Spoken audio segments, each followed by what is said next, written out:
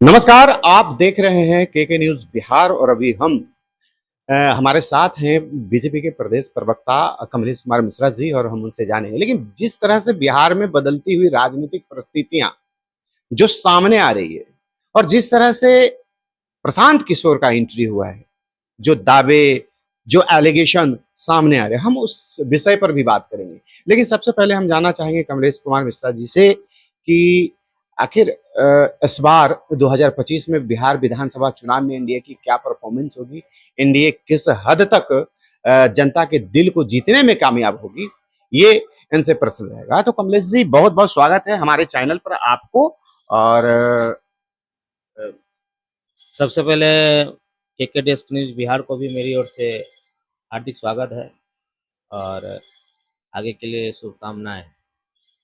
कमलेश जी आपसे मेरा प्रश्न है, देखिए बिहार विधानसभा चुनाव है सर पर और ऐसे में आप एनडीए को 2025 के बिहार विधानसभा चुनाव में कैसे देखते देखिए एनडीए जो है 2025 का चुनाव हो चाहे पिछला लोकसभा चुनाव हो अभी वर्तमान का जो विधानसभा चुनाव हो, एनडीए जिस तरह से सरकार में है उसी प्रकार से हम लोग आगे भी इसको सरकार में देख रहे हैं। जिस तरह से बिहार में प्रशांत किशोर के माध्यम से बेरोजगारी की मुद्दा उभार दी गई है, क्या बिहार में बेरोजगारी के मुद्दे पर लोग अपने मत को विभक्त करेंगे या फिर एनडीए के पक्ष में मतदान करेंगे?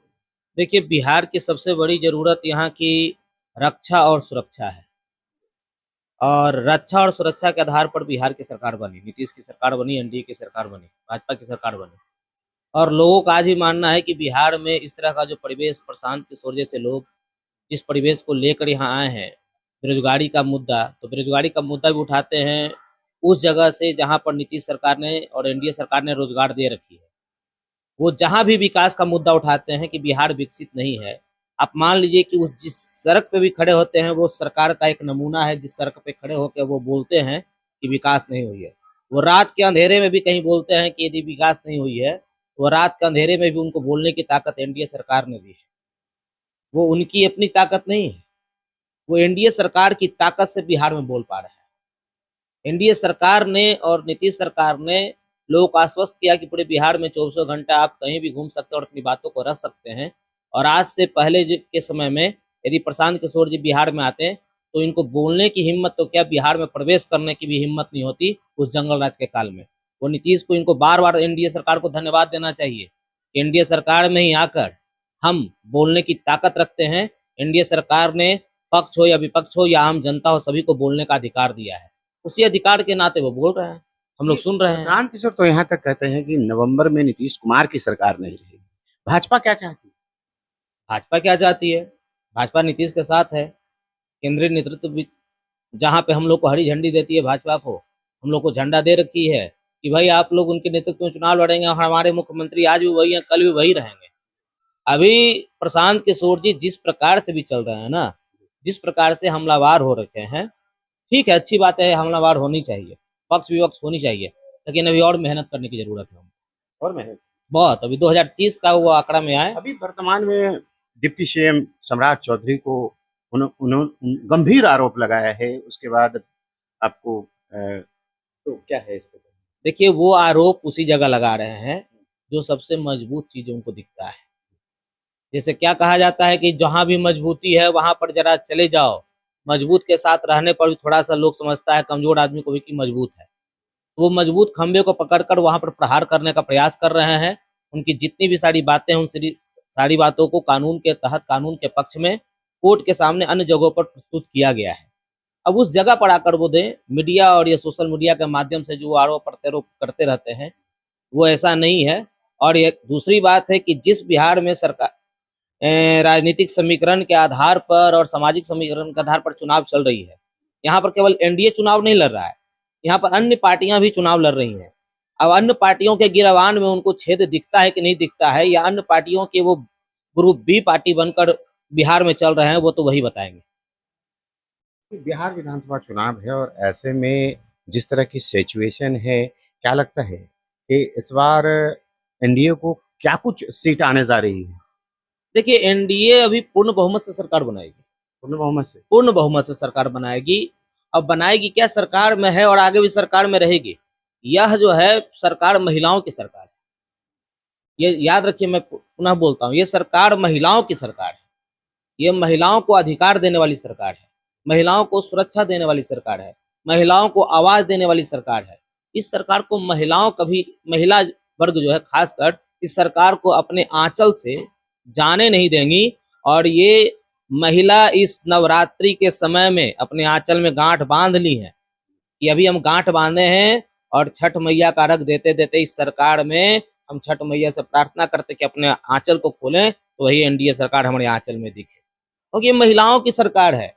यदि बिहार में महिलाओं को आवाज दे सकती है तो वो एनडीए सरकार दे सकती है, युवाओं को अधिकार दे सकती है तो एनडीए सरकार दे सकती है, वृद्धाओं को अच्छा मानदेय दे सकती है तो एनडीए सरकार दे सकती है। तो एनडीए सरकार के समक्ष भी आना पक्ष और विपक्ष के लोगों को, और खासकर भी जन स्वराज के बारे में कहा कि प्रशांत जी बिहार का मुद्दा उठा के लेके आए हैं। जैसे अंग्रेजों ने बाहर से आकर देश पर शासन करने का प्रयास किया, उसी प्रकार ये इंग्लैंड से पढ़कर बिहारियों को मूर्ख बनाने के लिए बिहार के धरती पर बिहारी होकर बिहारियों को मूर्ख बना रहे हैं। आपको एक चीज आश्चर्य होगा, कहीं पंचायत में चले जाइए, ये क्या कर रहे हैं कि 10 रुपया 20 रुपया लेकर जन स्वराज का कार्ड बनाने का काम चल रहा है हर पंचायत में। आप समझिए कि इसकी फंडिंग कितनी बड़ी है, 300 करोड़ की फंडिंग इन्होंने अभी तुरंत कर लिया। ये बताएं कि 300 फंडिंग है क्या करेंगे, यदि इनकी सरकार नहीं बढ़ेगी तो क्या ये 300 करोड़ रुपए 600 करोड़ रुपए वापस उन महिलाओं को जिनका ये कार्ड बना है, क्या वापस उसको भेजेंगे? उसमें कहीं ऐसा नहीं लिखा हुआ है कि यदि हमारी सरकार नहीं बनेगी तो जिनका भी कार्ड बनाने में पैसा लग रहा है मैं उसका वापस करूंगा। ये तो घोटाले करने वाले, ये तो घोटालों के सरदार हैं। जिस घोटालों से लड़कर, जिस घोटालों के विरुद्ध में लड़कर एनडीए सरकार बनी, जिस जंगल राज को लड़कर एनडीए सरकार बनी, अब ऐसे सामंतवादी विचारधारा वाले व्यक्ति जो गरीबों का भी सही शोषण करते हैं, जिनका सरकार बना नहीं है, गरीबों का शोषण कर रहे हैं, महिलाओं का शोषण कर रहे हैं। तो वैसे शोषण करने वाले सरकार को महिलाएं समझ चुकी हैं और युवा वर्ग समझ चुके हैं, अब इनको कुछ पल्ले में पड़ने वाला नहीं है। एनडीए के बिहार में टक्कर किस? देखिए, एनडीए का बिहार में कोई टकराव नहीं, किसी से टक्कर नहीं। अकेले सिंगल स्वीप करेगी, अकेले स्वीप करेगी। बोल तो ये पूर्ण बहुमत की सरकार है, न इसके सामने कोई है, एक हवा बह रही है।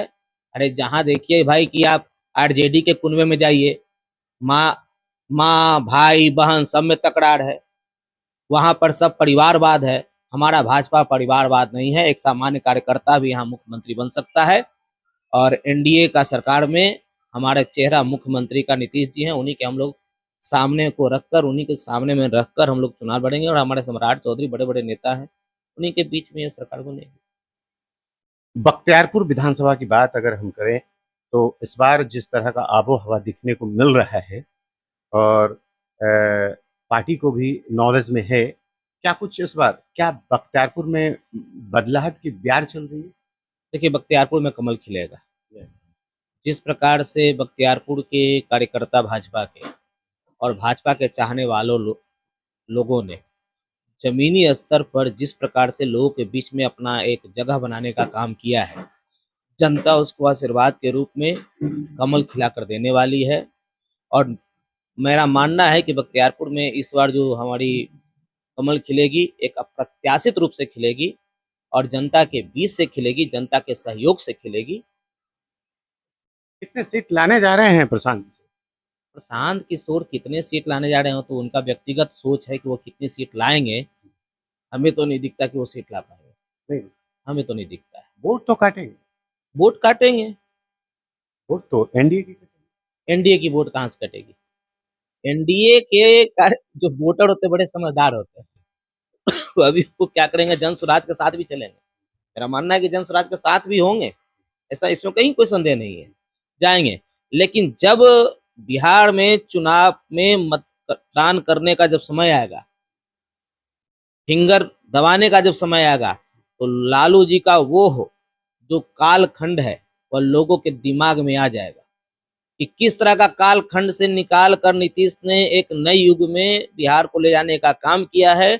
और बिहार में आने वाले समय में एक नए युग में ले जाने के लिए एनडीए सरकार पूरी तरह से आश्वस्त है। चाहे वो हमारे देश के प्रधानमंत्री नरेंद्र मोदी हैं, जितनी तरह की आज तक बिहार में जितने प्रकार का किसी देश के प्रधानमंत्री ने योजना नहीं दिया था। वो एक ऐसे पहले प्रधानमंत्री हैं जो बिहार के हाव हवा को बदलने के लिए अप्रत्याशित रूप से न जाने महिलाओं के लिए, वृद्धाओं के लिए, युवाओं के लिए न जाने कितनी तरह की योजनाएं दे दी। आप देखिए ना, पटना का इंफ्रास्ट्रक्चर और बिहार का इंफ्रास्ट्रक्चर हर जगह डेवलप है। रोड के मामले में हो चाहे बिजली, बिजली और रोड था क्या बिहार में?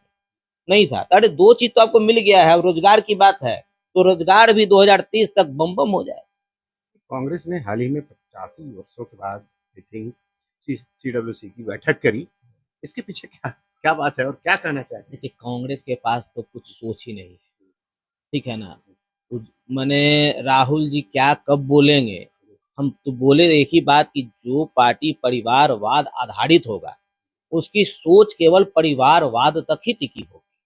वो उसी के धूरी में घूमकर उसके उसके पास कुछ ज्यादा सोच नहीं होती है। आप पत्रकार हैं, यदि आप समाज में जा रहे हैं तो पत्रकारों की मैंने समाज की हाव हवा देख रहे हैं। जो व्यक्ति परिवार का ही मुखिया डिसाइड कर चुका है कि हमको परिवार का ही मुखिया बनाना है, उसको समाज के निचले तबके, मध्य वर्गीय तबके, उच्च वर्गीय तबके किसी से कोई लेना देना नहीं है। उसको एन केन प्रकारेण अपने आप को सरकार बनाने में लगा देना है। वही सारी बैठकों को करके वह किसी तरह से माने भारत में, बिहार में, अन्य प्रदेशों में सरकार बनाए। जहां भी कांग्रेस की सरकार है उसकी दशा क्या है? वहां दशा तो खराब ही है। प्रशांत किशोर जी की फंडिंग भी कहाँ से हो रही है? सबसे ज्यादा जहां कांग्रेस शासित प्रदेश है वहीं से ज्यादा फंडिंग हो रही है। ये आपको दिखा देगा कि प्रशांत किशोर जी क्या है और आपको राहुल जी क्या है। सब लोग एक ही चीज के। अगर एनडीए वापस आती है 2025 में, तो क्या बिहार की सरजमी पे उद्योग लगेंगे? सर इस बार देखिए पूरी तरह से उद्योग लगेंगे। और बिहार की जिस प्रकार की भूमि है, एग्रीकल्चर भूमि है और बाढ़ग्रस्त भूमि भी है, तो एक लिमिटेड जमीन जो होता है जहां पर हम व्यवसाय कर सकते हैं, तो सबसे पहले हमारे पास बिहार में बिजली और रोड की कमी थी। जब तक कोई भी बड़े बड़े उद्योगपति वही व्यवसाय करते हैं जहां पर बिजली का माध्यम हो, रोड का माध्यम हो, सुरक्षा का गारंटी हो, तो ये तीन चीज की गारंटी अब तय हो चुकी है बिहार में। तब चौथे चीज की गारंटी केवल वही है, उद्योग। आप समझ जाइए कि मैरीन ड्राइव की कल्पना बिहार के लोग नहीं कर सकते थे। बिहार में मैरीन ड्राइव आया। मैरीन ड्राइव की कल्पना बिहार क्या छपरा के लोग नहीं कर सकते थे। छपरा में मैरीन ड्राइव का विस्तार हो रहा है। आने वाले कल में ये मुकामा तक मैरीन ड्राइव जाने वाला है। इससे बड़ा क्या है? उद्योग तो बढ़ना ही बढ़ना है। जब रोड बढ़ जाएगा, बिजली बढ़ जाएगा, तो उद्योग नहीं बढ़ने का बात ही नहीं उठता है। पहले पटना शहर में कुछ व्यवसाय हुआ करते थे, आज पटना के भिन्न भिन्न जगहों पे व्यवसायिक हो गए। हर मार्केट में जाइए आपको व्यवसायी मिल जाएंगे। तो ये सारी चीजें हैं। बिहार आने वाला कल में उद्योग का सबसे बड़ा केंद्र बिंदु भारत में होगा, ऐसा एनडीए सरकार का संकल्प है। शिक्षा को लेकर के लोग घेरते हैं सरकार को। शिक्षा को लेके घेरने वाले अशिक्षित लोग हैं। हाँ, जो शिक्षा को लेके घेर रहे हैं वो पक्के नौवीं फेल लोग हैं, जो शिक्षा के बारे में जान नहीं रहे हैं। कलम को फेंकते हैं जैसे लग रहा है कि चॉकलेट बांट रहा है। तो वैसे लोग ही केवल सवाल उठाते हैं। शिक्षा के बारे में शिक्षित लोग कभी सवाल उठा ही नहीं सकते हैं। इतनी हजार वैकेंसियां हुई हैं, इतने लाखों में शिक्षकों की भर्ती हुई है। कौन सा ऐसा व्यक्ति बोलेगा कि मेरे समय में शिक्षकों का इतना अच्छा था? ऐसा कुछ नहीं है। शिक्षा हर जगह है और शिक्षा के लिए सरकार संकल्पित है। महिलाओं के सुरक्षा के लिए सरकार संकल्पित है और उद्योग के लिए संकल्पित है। युवाओं के व्यवसाय से लेके उनकी नौकरियों तक के लिए संकल्पित है। आने वाला 2025 से 2030 का जो कालखंड होगा वो बिहार का होगा। बिहार का डंका पूरे भारत में बोलेगा। केवल एक बार एनडीए सरकार आ जाएगी 2025 से 30 में पुनः, तो समझिए कि उद्योग का ही कालखंड होगा।